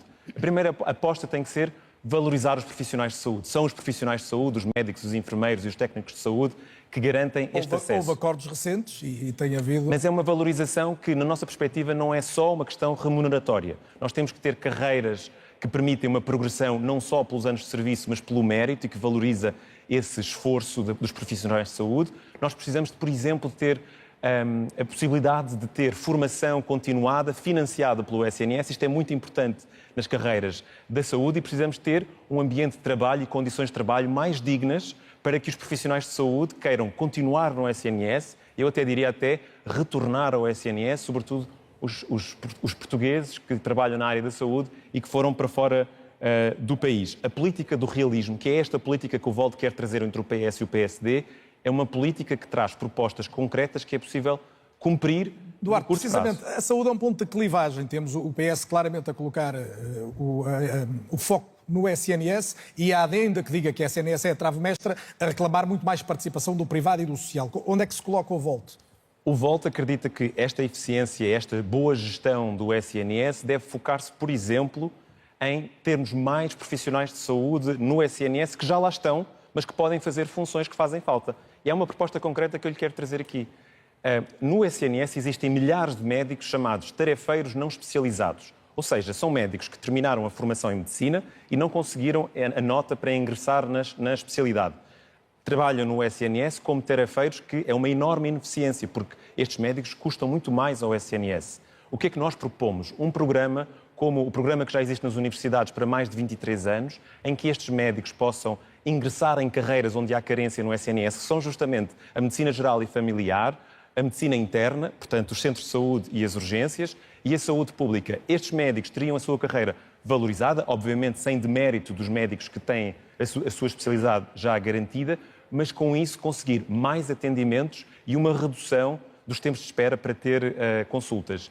Por outro lado, duas propostas, com certeza, que os outros partidos, o PS e o PSD, não estão a trazer. Digitalização do SNS. Nós podemos ter, por exemplo, um agendamento automático de consultas para não termos estas filas miseráveis de madrugada nos centros de saúde, para termos os médicos a atender mais, sobretudo... E além disso? Para termos os médicos a atender mais e as pessoas a ficarem menos doentes e a precisar de urgências. E, finalmente, no longo prazo, nós precisamos de apostar na saúde preventiva. O Volte quer uma rede nacional de enfermagem comunitária que aposta na saúde mental e na saúde física, com rastreios regulares, com apoio dos cuidados primários, com, por exemplo, formação e prevenção de uma alimentação, para promovermos uma alimentação sustentável nas escolas e espaços de influência, para prevenir duas coisas: que as pessoas fiquem doentes e que depois pressionem o SNS por cuidados de saúde. E aumentem talvez os custos que já são bastante elevados da saúde pública em Portugal. Eu queria alertá-los, vamos entrar para a última ronda, o tempo voa, como eu disse, temos pouco mais de 20 minutos, isto não dá 2 minutos úteis para cada um, porque eu tenho que ir, pelo menos, suscitando as intervenções e, portanto, pedia-lhes mesmo que tentassem usar 1 minuto e meio da melhor forma.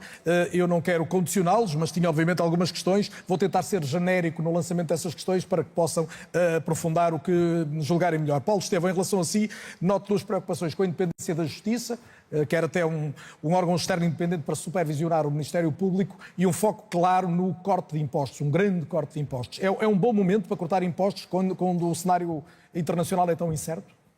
Muito bem. Espero que o Carlos me deixe agora pelo menos terminar uma resposta. É a última. Vai dizer o que quiser. Há pouco disse-me regionalização, qual é o seu modelo? Começamos com uma região piloto, Algarve, e esta região, que é uma região natural, em que em relação às fronteiras não há qualquer problemática, portanto, começamos com esta região e depois queremos alargar o processo ao resto do país. Como é que vêm os fundos? Os fundos vêm do Estado, passam a ser utilizados por estas regiões e não apenas pelo Estado Central. Em relação à questão da justiça, gostaria de falar também na questão da saúde, da habitação, mas pronto, já vi que não é possível. Vou responder à questão. A questão da justiça é fundamental também, ou seja, o que nós queremos é uma justiça mais célere, mas há aqui também um conjunto de questões que nos preocupam muito. Queixas anónimas, por exemplo, que há um conjunto enorme de investigações que decorrem de invejas, que decorrem de um vizinho que tem em relação ao outro um relacionamento difícil, em processos eleitorais porque tem um rival político e faz uma queixa anónima, etc, etc, etc. Isto tem que ser regulado e tem que se verificar aquilo que de facto deve ser considerado ou não, e tem que haver um processo. E o que eu vejo é que agora é uma bandalheira total. Segundo lugar, escutas. Há mais de 10 mil portugueses a ser escutados sem qualquer verificação, ou uma verificação decente. Isso também tem que terminar, porque de facto isso faz lembrar as coisas do Estado Novo, em que o cidadão era ouvido sem um mínimo de condições. Em relação ao Ministério Público, nós queremos ver o trabalho do Ministério Público devidamente analisado, porque é um serviço que todos nós pagamos, esperamos que tenham independência, mas esperamos também que o façam com eficácia. Habitação, deixe-me dizer o seguinte, em relação à habitação, temos muita habitação degradada, a nossa estratégia há uma enorme quantidade de casas no interior do país, nós tínhamos que tornar o interior do país mais acessível para um conjunto de pessoas, reduzindo impostos nas regiões do interior do país, porque aí temos uma oferta habitacional muito significativa, resolvimos uma parte do problema da habitação, também resolvemos uma parte da desertificação do país. E deixe-me só, para concluir, dizer que, em relação à questão... É para concluir mesmo. Termino. Pronto, perdão, para terminarmos. Agora, esta questão que era... Falei-lhe da habitação, gostava de falar também da imigração, que é a minha área também de responsabilidade no Governo dos Açores, e dizer que nós, nesta matéria, o que nós consideramos é que o país enfrenta o maior desafio da sua história no século XXI, que é como é que vamos integrar 1,5 milhão de pessoas. Durante a década de 70 fizemos um esforço muito significativo para meio milhão de pessoas. Agora o desafio é muito maior e o PPM tem as respostas. E a integração é a sua preocupação, então? Exatamente. José Cardoso, Partido Liberal Social, aposta numa simplificação fiscal. É o regresso da taxa única, da flat tax, ou ainda admite alguma progressão durante algum tempo para o país se adaptar a isso? Não, simplificação fiscal é, como o próprio nome diz, simplificação fiscal. Mas já que é a última intervenção que vou ter, gostava de passar os olhos pela tal estratégia que apresentámos no nosso programa eleitoral, que é focada em 5 áreas e 12 medidas paradigmáticas. Realçar uma que é reforçar a democracia, lembrar que a justiça, que devia ser prioritária, não tem sido, e sem justiça nada funciona, a democracia fica em causa e as instituições são postas em causa. Há muito economia presa na justiça e há muitos sonhos de pessoas também presos na justiça. É fundamental que aquilo que é uma função principal do Estado seja resolvido e que exista um compromisso. Houve um aumento do orçamento do Estado nos últimos 10 anos de 50, 60 mil milhões de euros, muito acima da inflação, e por escolha estratégica a justiça é deixada para trás, mas ela é um pilar da nossa democracia. O segundo, o sistema eleitoral. Não há mais democracia enquanto não houver voto eletrónico enquanto os nossos imigrantes continuarem a precisar de enviar cartas para poderem votar e nós estarmos presos a um determinado local para podermos exercer o nosso direito de voto. Realçar também no desenvolvimento humano a necessidade de reformar a escola para ela ensinar as pessoas não para a memória, porque hoje em dia, com as revoluções tecnológicas todas que temos, é necessário dinamizar as pessoas para as suas competências. É preciso dar competências, literacia. Somos dos povos europeus mais atrasados em um conjunto de literacias e é fundamental na escola reformular como ensinamos. E para concluir mesmo, José Cardoso, tem de ser? Para concluir, a economia.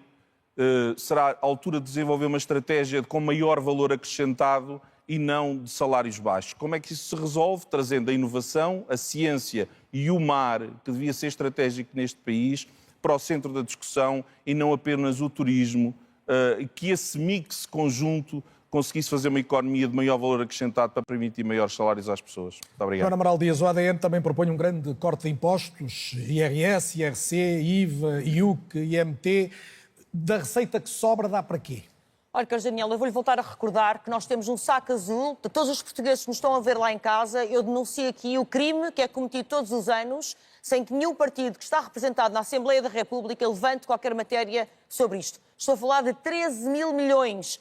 É o segundo maior ministério, é um verdadeiro orçamento fantasma. Com este dinheiro... Está a repetir argumentos, depois quando eu tirar a palavra já vai, não Carlos Daniel, com este dinheiro era era possível perfeitamente termos um Ciresp que funcionasse, coisa que não existe. Eu estive recentemente numa esquadra da polícia em que o próprio agente me disse que o Ciresp não funcionou e, portanto, estiveram ali à mercê de criminosos durante horas sem qualquer ajuda, sem qualquer contacto, etc. Era possível ter saúde para todos. Aliás, o ADN defende um plano ADSE para todos, um plano que seja voluntário de adesão da ADSE, porque existe já uma rede capilar enorme em todo o país, norte, sul, interior, de hospitais, etc. Muitos são privados, mas se houver adesão à ADSE, todos podem ter saúde. E mais, queria fazer aqui uma denúncia também, que muitos portugueses... Joana, que está com grande vantagem. Para acabar, Carlos Daniel, muitos portugueses pensam que ao ligar para o SNS 24 estão a ligar para o Serviço Nacional de Saúde, mas não estão.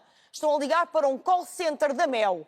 E, portanto, é este o estado em que chegou a nossa saúde. Eu lamento, mas os discursos redondos de mais médicos, mais dinheiro, etc., não vai funcionar. Nós precisamos, de facto, de uma reforma completa que passe, inclusivamente, para isso. E deixe-me só uma última palavra. Além de termos muito dinheiro, precisamos de mais bebés. Não de imigrantes, mas mais bebés portugueses, que a nossa natalidade diminuiu a pique. Com mais bebés e o dinheiro bem empregue, vai haver dinheiro para o Estado Social. Obrigado, Joana Amaral Dias. É a vez da Márcia Henriques. Eu não vou ter tempo de dar a palavra a toda a gente. Eu tenho de dar a palavra a toda a gente. É a vez da Márcia Henriques. Márcia, um dos focos do RIR é a habitação. Tem uma série de propostas, entre elas a ideia de reduzir a carga fiscal sobre as rendas. E eu pergunto que efeito é que espera? É sobre as rendas para que os senhorios, os proprietários, paguem menos, é isso? Não, nós temos de tornar o mercado de arrendamento apetecível, coisa que não existe, não é, neste momento, não é possível. Porquê? Porque, vamos imaginar, da renda tem que tirar a taxa de condomínio, tem que tirar o seguro, tem que tirar o IMI, tem que tirar uma série de despesas e, no final de contas, não compensa um senhorio arrendar uma casa por 400 ou 500 euros. É impensável. Portanto, nós temos que criar mecanismos que tornem o mercado de arrendamento atrativo. E aí entra, evidentemente, a parte da justiça, a minha justiça que está tão maltratada, e para a parte do arrendamento é essencial, porque as pessoas não podem estar à espera 2, 3 anos por uma ação de despejo que termine e ficar com um imóvel ocupado durante este tempo todo sem pagar, sem receber uma renda. E, portanto, enquanto não se tornar o mercado de arrendamento apetecível, vamos continuar com o mesmo problema, porque casas existem. As pessoas preferem ter as casas fechadas do que arriscar estar anos e anos sem pagar, sem receber uma renda. Portanto, as casas Está a colocar a tónica do lado da oferta e do lado da procura de apoios para as pessoas que não conseguem hoje pagar uma casa. É que o maior problema é o de eu ia chegar lá, porque nós neste momento nós estamos com um problema muito grave em Portugal e é bom que o próximo apoio governo... é que dá a essas pessoas, aos jovens e não... O próximo governo e os próximos deputados na Assembleia da República pensem nisto. Nós estamos a chegar a um ponto sem retorno, porque é impossível para uma família e um português pagar uma renda a ganhar o ordenado nem a 800 euros chega. Portanto, ou nós fazemos um esforço conjunto de investir no aumento dos salários, ou então vamos continuar a importar mão de obra estrangeira que vem para cá ser explorada, porque nós Portugal está a investir no turismo, basicamente, um pouco de agricultura. E no turismo o que é que nós temos? Hotéis, restaurantes, e quem é que nós vimos lá a trabalhar? Estrangeiros, porque, coitados, vêm, eu não os culpo a eles, vêm à procura de melhor. Vêm trabalhar 10, 12 horas... E não há portugueses que cheguem para trabalhar nesse setor? Não há, mas se for ao estrangeiro há. Porque nós vimos portugueses a trabalhar lá fora, a trabalhar em hotéis, em supermercados, nas limpezas. Porquê? Porque ganham mais. E, portanto, os políticos ou põem na cabeça que tem que se dar uma reviravolta e é já, ou então vamos cada vez ter menos portugueses a nascer cá, porque vão embora e bem, à procura de melhor. Muito bem. E, portanto, isto tem que ser tudo, isto está tudo interligado. Filipe Sousa, ajudar a reduzir o custo de vida, aquilo que pesa no bolso das pessoas, é um dos vossos propósitos. Quais é que são as áreas fundamentais onde é possível conseguir isso? Olha, acima de tudo, reduzir a carga fiscal sobre o rendimento das famílias. Portanto, a redução do IVA para nós é extremamente importante. Do IVA? Do IVA, no que diz respeito aos bens essenciais. Eu tenho como autarca que sou já há 12 anos, sou confrontado diariamente com dificuldades extremas de pessoas. Isto é a realidade do nosso país. É uma das tais ilhas em que o Estado português não consegue resposta. Mas no corte do IVA toda a gente paga menos. Os que têm menos, os que têm mais, que até consomem mais. Sim, claro. Mas repare, qual é o peso da redução do IVA num cabaz de compras? O Estado não sabe, os nossos governantes não sabem. Portanto, o verdadeiro autarca que percebe os problemas da sua população consegue replicar esses problemas. Estou a falar no custo de vida, podemos falar da habitação, que é um flagelo. Portanto, e a habitação, a imigração, a saúde, está na ordem do dia. Porquê? Porque o Estado falhou redondamente e o sistema também está completamente falido. Portanto, há que arranjar soluções para que a qualidade de vida das populações nas diferentes ilhas que assolam este país sejam verdadeiramente resolvidas. Portanto, a nossa missão, precisamente, vinda da Ilha da Madeira para Portugal, é fazer sentir aos portugueses que nós somos ilhéus, com os constrangimentos que isso acarreta, e também com uma missão humanista, olhando para essas diferentes ilhas que já falei, muito obrigado. Tentar resolver esses problemas. Júlio Guargel Ferreira, em que é que a criação de zonas económicas especiais e tributar menos as mais-valias sobre criptomoedas é essencial para o futuro da economia portuguesa? Agradeço a pergunta mais uma vez, mas é importante que nós percebamos que nós precisamos criar riqueza em Portugal. É importantíssimo criar riqueza. Não é aumentar os salários... Também criar emprego, por exemplo, com áreas... Exatamente. E nós acreditamos que é possível fazer isso. Nós temos várias medidas que poderiam ajudar realmente a criar riqueza e também ajudar as famílias portuguesas e retirar um bocadinho desta pressão que elas sentem. Eu dou-lhe um exemplo. Nós acreditamos que é possível, em relação à soberania energética, nós termos energia nuclear em Portugal, através de investimento estrangeiro, onde não custaria nem um cêntimo ao Estado. E nós já vimos que a energia nuclear é uma energia limpa. É algo que é uma energia mais barata, ajudaria as famílias portuguesas a reduzir a sua conta da eletricidade e depois também poderia ser utilizada, portanto, para podermos vender esta energia e exportar. E, portanto, isto criaria riqueza ao nosso país. Há muitas medidas que nós podemos e que nós temos aqui no nosso programa que nos ajudariam a criar riqueza. Eu gostaria de aproveitar este tempo que eu tenho aqui para fazer um apelo aos portugueses. E é o último, por favor. Exatamente, e portanto queria aproveitar este tempo. Que é, nós no domingo tivemos numa ação de campanha em Oeiras e eu conheci o Sr. Luís, tinha 92 anos, e ele nem me deixou aproximar-me dele. A primeira coisa que ele me disse é: afaste-se, vocês são todos iguais. E eu hoje queria falar para o Sr. Luís e a todos os portugueses que têm este sentimento, que têm neste momento em casa. Nós não somos iguais. Nós estamos aqui para lutar pelo nosso país. Nós amamos o nosso país. E precisamos de esta renovação na classe política, e esta renovação é feita através de mudarmos um bocadinho o paradigma e deixarmos o voto útil. Eu queria deixar esta mensagem, eu queria apelar a todos os portugueses que estão lá em casa para no dia 18 de maio votarem em Nova Direita. Nós vamos fazer a diferença. Os outros candidatos terão vontade de fazer o mesmo, isso agora que já não pode acontecer, senão não saímos disto. João Pinto, o PCTP-MRPP quer da dissolução do Parlamento, a criação de um novo poder popular e a extinção de partidos burgueses. Resta algum dos partidos que estão hoje no Parlamento? Ou todos não sei onde é que o Carlos Daniel leu essa Pronto, se não for rigoroso, tem a oportunidade de corrigir. Muito bem. O que é que... há um conjunto de propostas que nós temos também no que respeita ao imediato. Não é que elas resolvam os problemas de fundo do país, porque os problemas de fundo do país só podem ser resolvidos do país, digamos, de quem trabalha. Não só do país, como de todo o mundo, não é?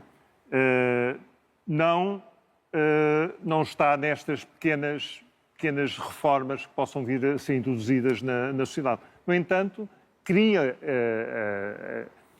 alguns tipos de reformas que criam os elementos que permitem depois dar passo em frente. Mas o senhor defende a grande reforma, defende uma alteração do regime. Não, só para ficar claro, até a pergunta que eu fiz foi de uma leitura do vosso programa. Portanto. Uma compreensão, portanto, uma interpretação daquilo que nós... Com certeza, por isso é que está a fazer a sua agora. Por isso é que faz a sua. Não são essas as palavras, nem é a forma como atuamos, mas, sim senhor, admito que essa interpretação possa existir. Portanto, uma das propostas que fazemos é a eliminação de todos os impostos que existem atualmente e a sua substituição por um único imposto e fortemente progressivo, sobre os rendimentos e a riqueza. O que é que isto tem de interesse para o conjunto da sociedade? Hoje,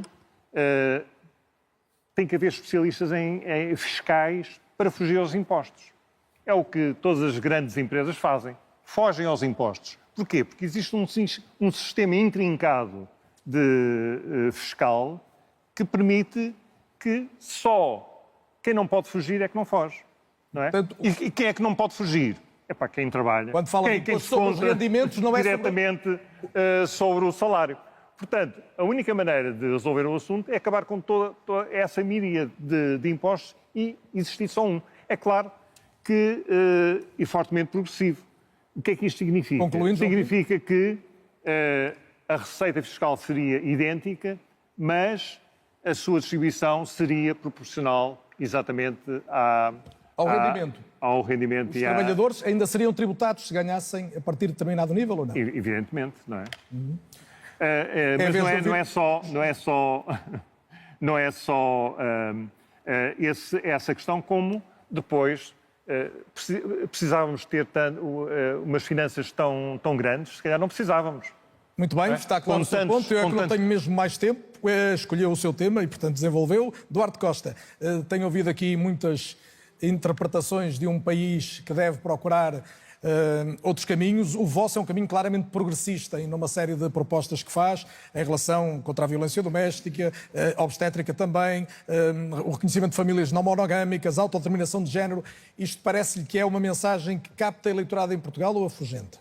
É uma mensagem progressista, é uma mensagem justa, é uma mensagem que trata as pessoas com dignidade, independentemente da forma livre como cada pessoa escolhe viver a sua vida. Eu quero aproveitar este tempo final do Volt para correr algumas ideias e fazer alguns apelos às pessoas que nos estão a ouvir.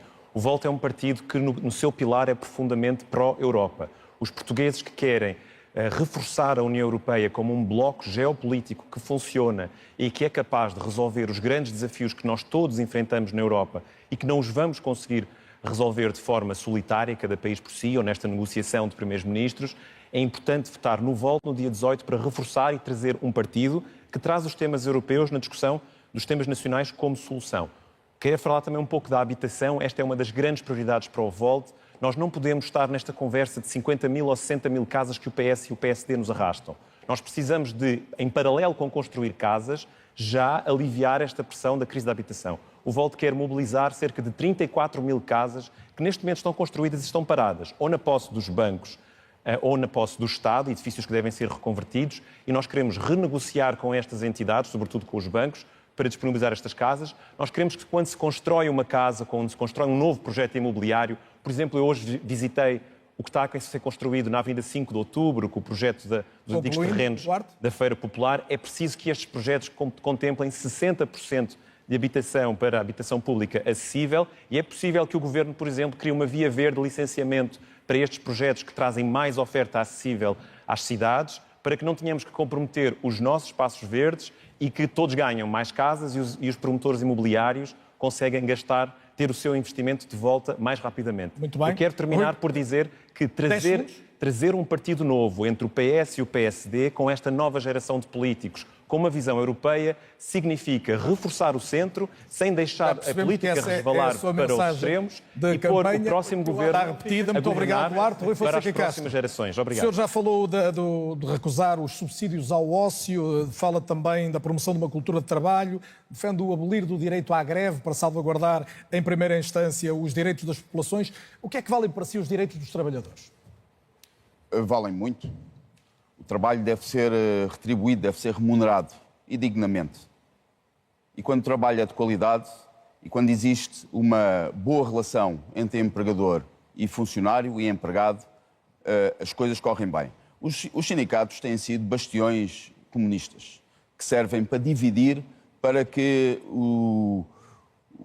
os partidos de extrema esquerda continuem a ter um feudo onde controlam alguma coisa. Bom. Mas o que é que se faz aos sindicatos? Os sindicatos têm sido... Mas o que é que se faz, no seu entendimento, o que é que devia acontecer? São ilegalizados? Não, eu não considero que devam ser ilegalizados. Eu não sou assim tão... Eu sei que essa proposta está no programa do partido, mas eu, por acaso, não considero que devam ser ilegalizados, mas... efetivamente têm funcionado como bastiões das forças comunistas. Mas o senhor é o presidente do partido, não é? Sim, mas eu tenho uma comissão política e nem sempre saio vencedor nas decisões da comissão política. Portanto, eu queria chamar aqui a atenção para um problema. Fala-se de saúde, fala-se de economia, fala-se de habitação, de emprego. Não se pode falar disto sem se falar estimativa conservadora de 1.500.000 imigrantes que estão atualmente em território nacional, sem falar com aqueles que têm um papel a dizer que são portugueses, que adquiriram a nacionalidade portuguesa de forma fraudulenta ao abrigo da linha F do número 1 do artigo 1º da Lei da Nacionalidade. E que, inclusivamente, não falam português, mas já podem ser presidentes da República. Não se pode falar de nada disso sem se falar dessa cifra, desse número. Desses, apenas, segundo dados recentes, apenas 300.000 estão a descontar para a Segurança Social. Os outros estão a salvar a Segurança Social, provavelmente com o poder da mente. O que isto gera é que, atualmente, não há possibilidade sequer de andar seguro nas nossas ruas. Os números públicos são 3 mil milhões de anos que estão a descontar para a Segurança Social, mas eu gostava de perceber, aparentemente, os últimos dados são desta semana, portanto, da ideia de expulsar alguns deles, estamos a falar de uma imensa minoria, partindo do princípio que o número de 1,5 milhão é um número rigoroso. Nós consideramos que devem ser deportados todos, ou saem só esses que comprovadamente... Devem ser deportados imediatamente todos os imigrantes, não apenas os criminosos, não apenas os que estejam ilegais, também os que não se encontrem a trabalhar. É isso que acontece no Brasil, por exemplo, é isso que acontece no Dubai. Apenas em Portugal é que um imigrante vem para trabalhar e depois prolonga a sua permanência aqui ad eterno até adquirir a nacionalidade portuguesa derivada, porventura ao fim dos 5 anos, e durante esse período está a receber, ora, de associações de apoio aos imigrantes que recebem dinheiro do Estado, são financiadas pelo Estado, é assim que circula o dinheiro, ora da Segurança Social, dinheiro que os portugueses não recebem e nunca receberam. Gostava de perceber melhor qual era o momento em que eles deviam ser expulsos, mas de facto não temos tempo. Hélder Rodrigues... Posso dizer só esta não questão? Pode, Paulo, não pode mesmo. Posso. É só para dizer que para ser Presidente da República tem que ser português de origem, é o que está escrito na Constituição. Muito bem, a Constituição já recorreu a ela várias vezes, mas eu agora tenho que recorrer ao Hélder Rodrigues. Hélder, quer uma felicidade interna bruta como métrica nacional de desenvolvimento, isso é o quê? Eu sei. Mas... Felicidade interna bruta é um tema que está explicado inclusivamente pela OCDE. É efetivamente isso que nós pretendemos. Esta é a última mensagem. Tenho pena, não pude falar da saúde. Sou médico. Tem agora o seu tempo. Sim, mas não me parece ser essa a conclusão. Melhor, sou médico do Serviço de Urgência, sou médico do Hospital de Braga, fui contratado no tempo da parceria público-privada, portanto teria muita coisa para discutir, não tenho tempo. Concretamente, em relação àquilo que nós pretendemos, em relação à felicidade interna bruta, efetivamente o que nós pretendemos no partido, Movimento Partido da Terra, como partido humanista que é, quer apostar nas pessoas. Efetivamente, a grande riqueza do país são as pessoas. E as pessoas têm de viver num ambiente efetivamente saudável e efetivamente temos de promover a melhoria das condições desta casa de todos. Só assim, efetivamente, só com felicidade é que nós vamos conseguir melhorar, só efetivamente através da melhoria das condições de vida de todos.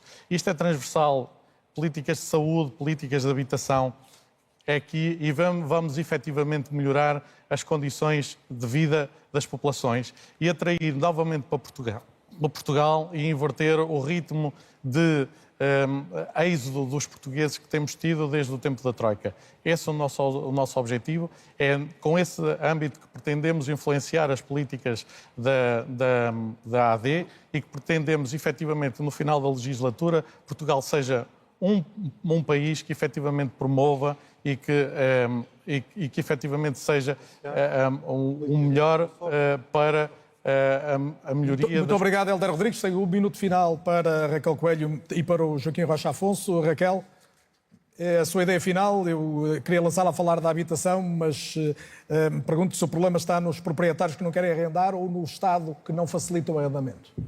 Bom, o problema da habitação, com certeza não vou conseguir expô-lo em menos de um minuto, mas apraz-me dizer duas coisas que acho que essenciais neste debate, que é precisamente que os partidos não concorrem à igualdade de circunstâncias nestas eleições. E a cobertura televisiva e a cobertura dos mídias é um fator de discriminação. Há partidos que concorrem, quando apita a meta, já estão 50 metros à frente dos restantes. Portanto, não há qualquer tipo de justiça nisso. E também apraz-me dizer, de facto, que é preciso, de facto, nós termos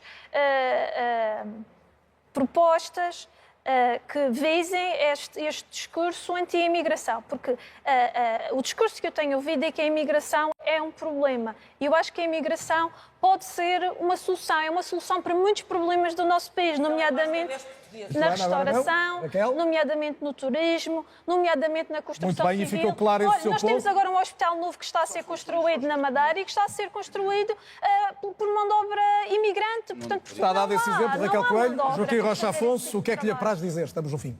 Olá, novamente. Eu presumo que eu tenho 3 minutos porque não me roubaram uma ronda. Tem um, Joaquim, não tem. Tem um. Tivemos 2. Me roubaram uma ronda porque não falei na primeira.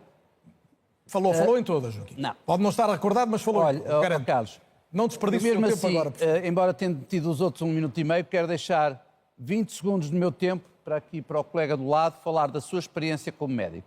Relativamente aos nossos cidadãos, infelizmente continuamos a ser boicotados por toda a comunicação social, porque a nossa mensagem de facto é fora da caixa.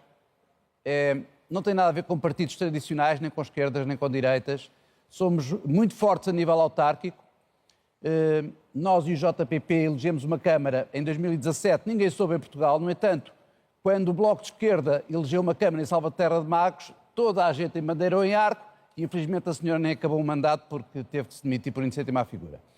Eu tenho pena que não tenha sido discutido neste debate o problema da situação geoestratégica, geopolítica, internacional em que Portugal está envolvido necessariamente, quer por ser parte da União Europeia, quer por fazer parte da NATO. Vamos falar da habitação. E então aproveito os últimos 30 segundos para falar disso, se quiser. Com certeza. São mesmo 30 segundos. Quanto mais me interromper, menos tempo eu tenho não que vou, falar. não. Já não interrompo mais. Portugal é membro fundador da NATO, em português OTAN, e temos responsabilidades para com os nossos aliados. Infelizmente, ninguém fala das coisas boas que acontecem neste país a nível tecnológico e de investigação.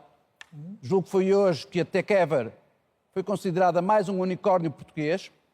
É a empresa de topo a nível mundial na produção de drones com fins militares. Já estão incorporados na Royal Navy do Reino Unido. E, portanto, ficamos com esses exemplos positivos. Eu não tenho mesmo mais tempo, estou bem para lá do tempo limite. Carlos, nem 1 minuto eu tive, desculpa lá. Quem fala para a Câmara sou eu, Joana, peço desculpa. Agradeço muito a todos, agradeço a simpatia de todos. Devo sublinhar que, independentemente das críticas que podem fazer, a televisão pública, mais uma vez, em horário nobre, juntou todos os partidos que não têm representação parlamentar, dando a oportunidade de trazerem outras sugestões e outras propostas para o futuro do país. Muito obrigado pela participação, muito obrigado a si que seguiu este debate. Até breve. Termina assim este debate.